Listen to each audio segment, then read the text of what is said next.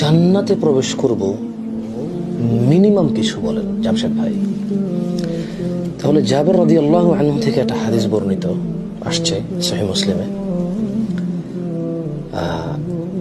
এক ব্যক্তি আল্লাহ নবী সাল্লাল্লাহু আলাইহি ওয়াসাল্লামকে এসে জিজ্ঞেস করলো, আরাআইতা ইযা সাল্লাইতু সালাওয়াতিল মাকতুবাত,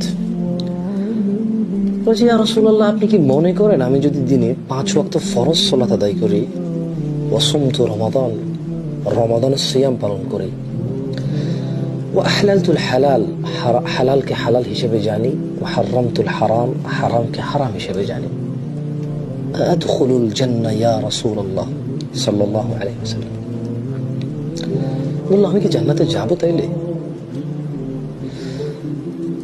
قال نعم, রাসূল সাল্লাল্লাহু আলাইহি ওয়াসাল্লাম বলেন, হ্যাঁ তুমি জান্নাতে যাবা। ওই লোক আল্লাহ নবী সাল্লাল্লাহু আলাইহি ওয়াসাল্লামকে বলল, ওয়াল্লাহি, আল্লাহর কসম, লা আযীদু আলা যালিকা শাইআ, আমি এর বেশি কিচ্ছু করব না। মানে এটা মিনিমাম সে করবে, সেদিনে 5 ওয়াক্ত 17 রাকাত সালাত আদায় করবে, বছরে রমাদান মাসে পূর্ণ সিয়াম পালন করবে, অসুস্থ হলে পরে পুরো করে নেবে, হালালকে হালাল হারামকে হারাম হিসেবে জানবে, এর বেশি কিচ্ছু করবে না সে।